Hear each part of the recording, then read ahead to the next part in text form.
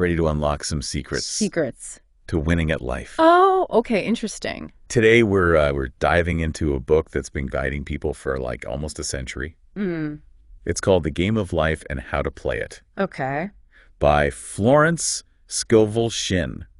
Florence Scovel Shinn. Now, you might not know her name. I don't. But her work, get this, influenced even like the greats, like Neville Goddard. Wow, okay.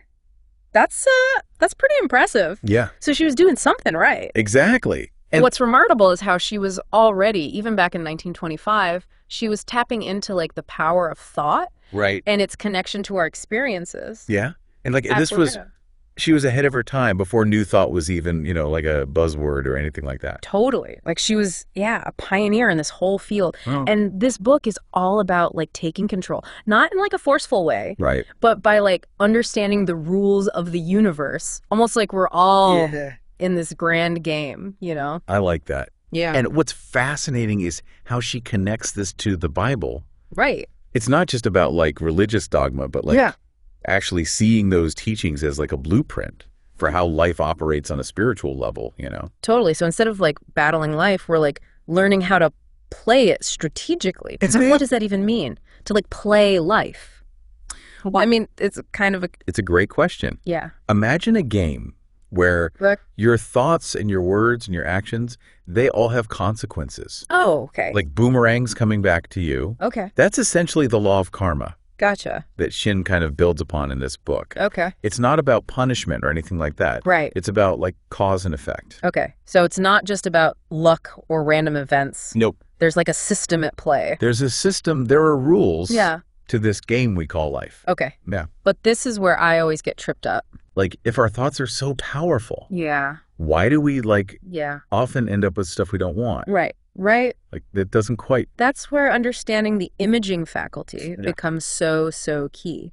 Shinn uses this term. The imaging faculty. The imaging faculty to describe how our minds, particularly like the subconscious mind, it doesn't judge what we're constantly thinking about. Oh. It just kind of brings it into being. You're saying it's like a mental movie projector playing our fears or desires without discrimination. Yes. That's both like powerful and kind of scary. It is. At the same time. Yeah, it can be. It can be. There's a lot of responsibility. Yeah. She gives this example in the book. Okay. And it's stuck with me ever since I read it. Okay. There's a woman who, from childhood, she would always pretend to be a widow. Oh, that's a little creepy. Yeah. That seems odd to us. Right. Right. Yeah. But she'd dress up. She'd fully embody this role of being a widow. Wow. And tragically, later in life, her husband died young. Wait, are you saying that she unintentionally manifested that outcome just from childhood play? I'm not saying definitively that's why it happened. Right. But it really highlights the point that Shinn makes. Yeah. What we dwell on, what we picture vividly in our minds, our subconscious takes it as a command. Okay. Not a suggestion. Not just like, hey, this would be fun. It's like, make this happen. Make it so. Oh, wow. Yeah. So all those times I worried about, something going wrong. Right. Was I basically sending out a mental invitation for it to happen? That's a possibility. Yikes. No, it's not. I've been doing it wrong this whole time. It's not about blaming ourselves. Okay. It's about awareness. Okay. It's about becoming aware of, okay, if we are unconsciously feeding our minds with all this negativity. Yeah. Is it any surprise that we sometimes see that reflected back? In our lives. In our lives. Exactly. Oh, okay. I'm starting to get like the gravity of all this. So if our thoughts are that potent, right, how do we rewire them to attract what we do want? Right. Does Shinn give us like a manual? Oh, she does. She does. Okay. And it starts with understanding that we don't have just one mind. Oh. We have three. 3 minds. I can barely handle the one I've got. We have 3 working together. Okay, break this down for me. Yeah. How do they each play a role in this game? Okay, think of it like this. Okay. The subconscious is raw power, but it's like a wild horse. It needs direction. Okay, it needs some training. Okay. That's where the conscious mind comes in. Our everyday thoughts. Okay. Our choices. Gotcha. It's the rider. Okay. Trying to tame that wild horse. I'm seeing the analogy here. Yeah, yeah. Okay, but what about this superconscious? Okay. That sounds kind of mysterious. This is where things get really interesting. Ooh, okay. Shinn describes it as like the God mind within each of us, holding the blueprint for our highest potential, what she calls our divine design.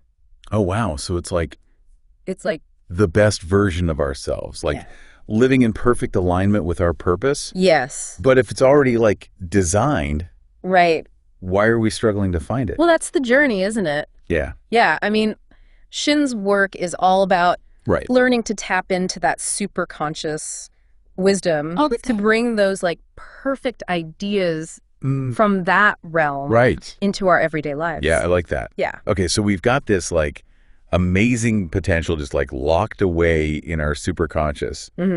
But how do we like access it? Is there like a secret password or something? You know, it's less about a password and more about just like creating the right conditions, you know? And Shinn talks a lot about the power of the spoken word. Okay. How like affirmations aren't just like wishful thinking. Yeah. But they actually like imprint on that subconscious wild horse. You know what I mean? Oh, so it's like talking directly to that part of ourselves that's like manifesting our reality. Yes, exactly. But like, doesn't everyone try affirmations? Right. And like their life isn't perfect? Yeah. You know? Yeah. So it's not just saying the words. Right. It's about the feeling behind them. You know what I mean? Like really embodying what you're saying. Okay. She gives an example that just like blew my mind when I first read it. Okay, lay it on me. There was this woman who needed like $3,000 urgently. Okay. And this was like, you know, back then, this was a huge sum of money. Right. She was in a total panic. Okay. Like she was about to be sued. Oh, man. Yeah. Classic Game of Life challenge. Exactly. So what did she do? Let me guess. Affirmations on repeat. Exactly. But here's the catch. Okay. Shinn told her to also like act as if the money was already on its way. Okay. Not faking it, but like really cultivating that inner knowing. Right. Like when you order something online, you're not like, oh, is it going to get here? Right. You're like, it's coming, it's fine. Yeah, you just know it's coming. Good. It's already on its way. Gotcha. So it's like aligning our actions with our words, like a two-pronged approach. Exactly, precisely. To manifesting. To manifesting. Okay. And the story gets even better. Okay. So the day the lawsuit was due, still no money. Oh, no. The woman's freaking out. Okay. Shinn says, keep acting as if. Okay. Okay? Just keep acting as if it's already here. Okay. What happens the very next day? Okay. I'm sensing a happy ending here. A cousin. Don't tell me the cousin was loaded. A cousin that she hadn't seen in years just like shows up. No way. Out of the blue. Asks how are things going with her finances. She confides in him and bam. Oh my God. Offers the $3,000 on the spot. Wow. That's wild. So by acting as if she somehow like drew the solution to her? Yes. Even when logic said it was impossible? It wasn't logic, it was faith. Oh, wow. Yeah. That's the power of faith in action. Yes. Not just like blind faith. No. But like that inner certainty. Yes, that inner knowing. That the universe is conspiring for us, not against us. Even when we can't see how yet. When we can't see how yet, but that's the thing, we don't have to see the how. Right, we just have to like trust. Just have to trust. We just have to believe. We just have to have faith. Yeah. That it's already done. This is starting to click for me. This is good stuff. Good, good. But what about those times when like it feels like we're hitting a wall? Oh, okay. Like the universe is just throwing curveballs left and right? Right. How does Shinn say we should like handle that kind of stuff? Well, she brings up the principle of non-resistance. Okay. And it's a game changer, truly. Okay, break it down for me. What is non-resistance? Okay, so instead of fighting what we don't want, we shift our focus to what we do want. It's about accepting what is without getting stuck in it. Is it like that saying, yes, what you resist persists? Exactly. Like the more we dwell on the bad stuff, the more we're just like giving it power. Exactly. You are giving it life. You are giving it energy. Okay, and so the root of most resistance is? Fear. Fear. Fear of failure. Fear of lack, fear of the unknown. Right. It's like putting on the brakes. Yeah. We should be stepping on the gas. Totally. Yeah. And she tells this story about this woman who was terrified of walking under ladders. Oh, come on. That's just like superstition. You know? What's the big deal? To her, it was huge. It was this like paralyzing fear. Oh, wow. So Shinn suggests to her, Okay. She's like, go walk under one on purpose. Okay, I like it. Face your fears. Yeah. So the woman, of course, she's like hesitant. She doesn't want to do it, but she does it. Oh. Guess what happens? She goes back to, look, Yeah. the ladder's gone. Oh, no way. So it like magically disappeared? Oh, What? Maybe not magically, but the point is, yeah. by facing her fear, right, it lost its grip on her. It no longer had power over her. You no longer had power over her. Yeah, like sometimes you got to walk towards what scares you. Yes. To break its power. Exactly. That's the essence of non-resistance. It's not about being passive, but it's about like choosing where we place our energy. Where we're focusing that energy. Exactly. Yeah. Fighting against reality. Right. It just keeps us stuck. Keeps us stuck in that loop. Stuck in the loop. Right. Surrender to what is. Okay. Then focus on what can be. All right. I like that. Yeah. This is making so much sense. So we're using affirmations to like program our mind. Yeah.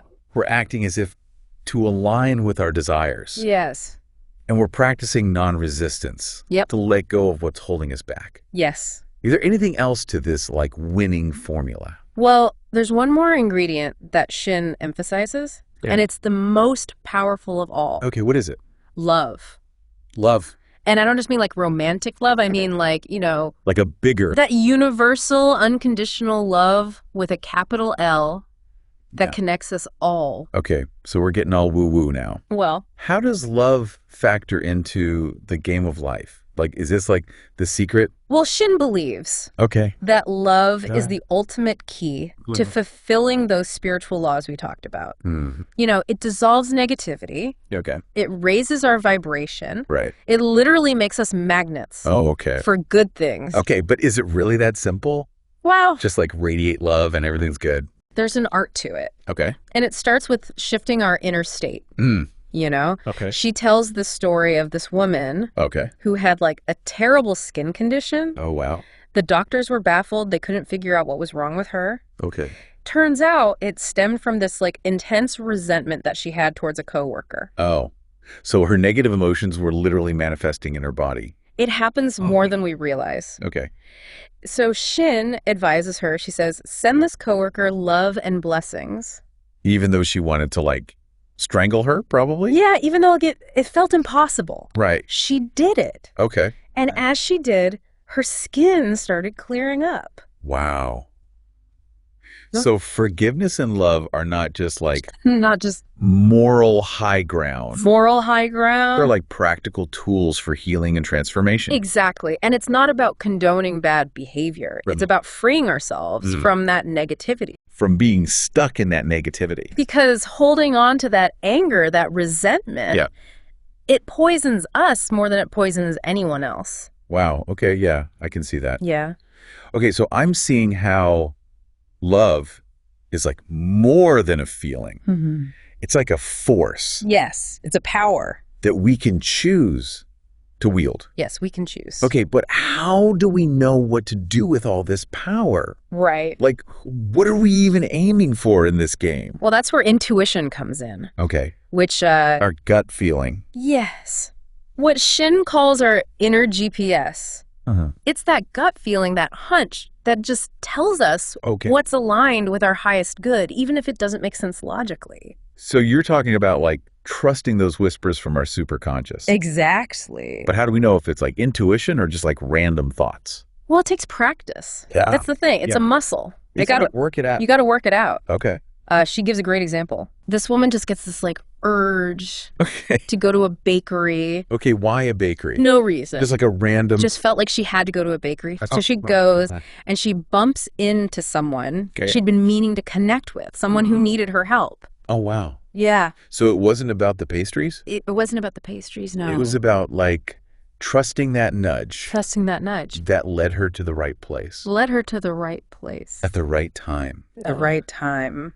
Wow, that's also like sometimes the universe speaks in like mysterious ways. Yeah, it does. It does. Okay. And the more we tune into our intuition, the louder those whispers get.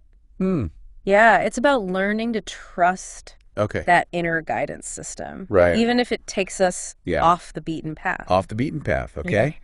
This is all starting to come together. Good. We're playing this game of life. We're using affirmations. Yeah. We're acting as if. Yes. We're practicing non-resistance. Yeah. We're fueled by love. Yeah. And we're guided by intuition.